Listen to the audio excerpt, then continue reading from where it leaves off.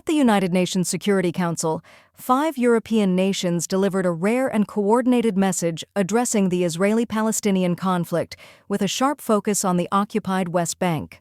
Speaking on behalf of Denmark, France, Greece, Slovenia, and the United Kingdom, the UK's representative to the United Nations presented a joint statement outlining both cautious optimism over recent developments in Gaza and serious concern over Israeli actions in the West Bank.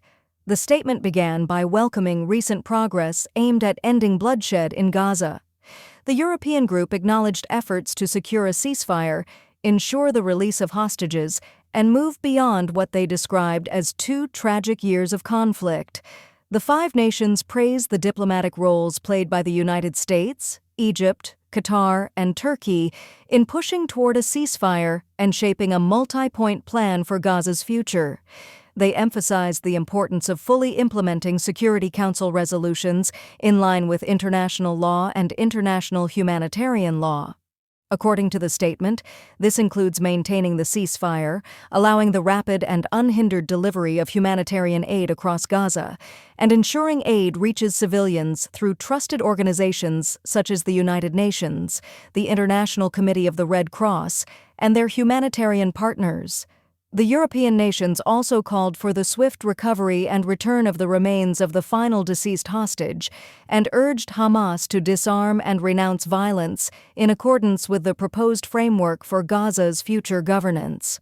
While acknowledging progress related to Gaza, the statement made clear that attention cannot remain fixed on Gaza alone. The tone shifted sharply as the speakers warned that developments in the West Bank, including East Jerusalem, risk undermining any progress made elsewhere. The joint statement stressed that the UN Security Council was meeting to discuss Resolution 2334, which explicitly condemns Israeli settlement activity and affirms that such settlements have no legal validity under international law. The 5 European nations warned that Israeli government policies continue to contradict this resolution and contribute to rising instability in the West Bank. They cautioned that these actions threaten not only the 2-state solution, but also broader regional stability. One of the strongest sections of the statement focused on settler violence. The European nations strongly condemned what they described as an unprecedented rise in violence by Israeli settlers against Palestinian civilians of all faiths and communities in the West Bank and East Jerusalem.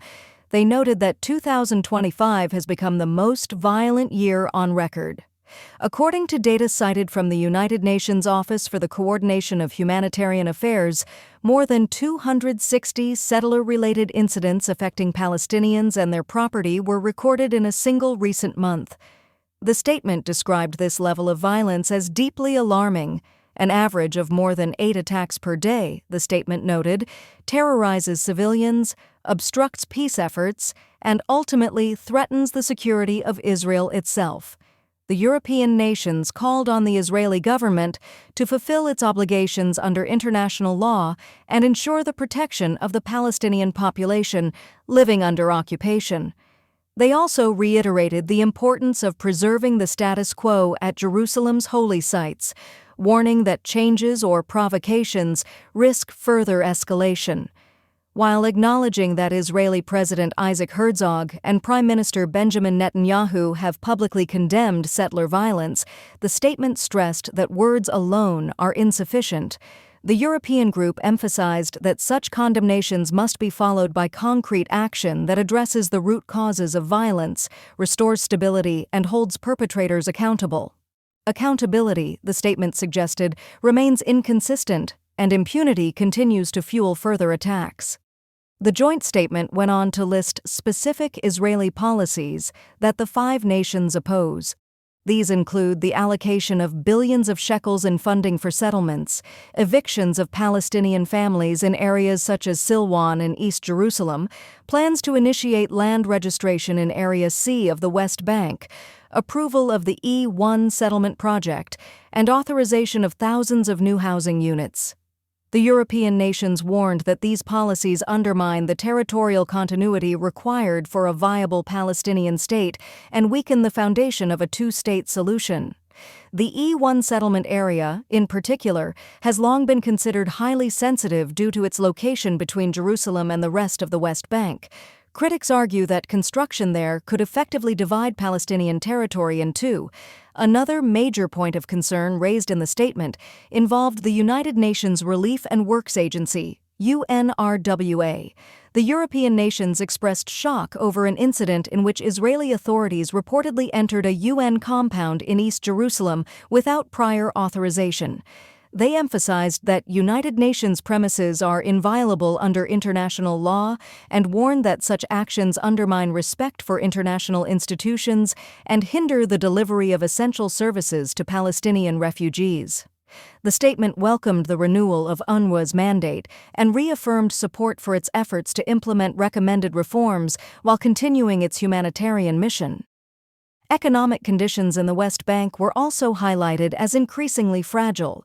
The European nations criticized what they described as unjustifiable economic measures, including the continued withholding of Palestinian tax revenues, restrictions on banking relationships, and limits on currency transfers.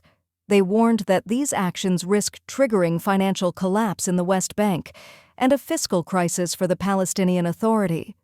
Such a collapse, the statement warned, would severely weaken the Palestinian Authority's ability to provide services, carry out reforms, and eventually assume governance responsibilities in Gaza as envisioned under Security Council frameworks.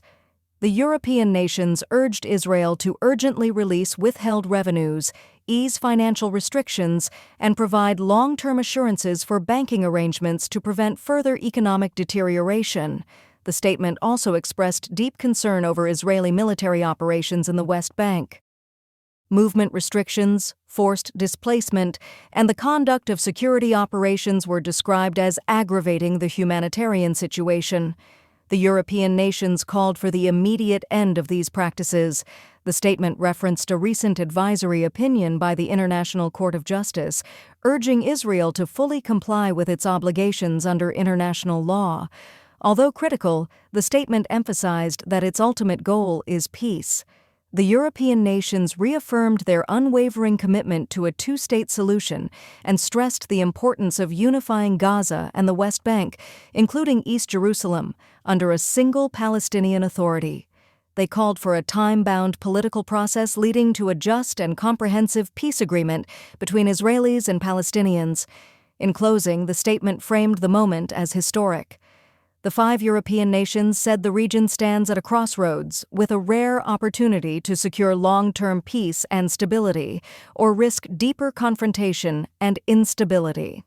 Their message was directed not only at Israel and Palestine, but also at the wider international community. Progress in Gaza, they warned, cannot come at the cost of ignoring the West Bank. The coordinated nature of the statement, delivered by 5 European countries speaking with one voice, signals a firm and sustained diplomatic position rather than a one-time criticism. The message was clear.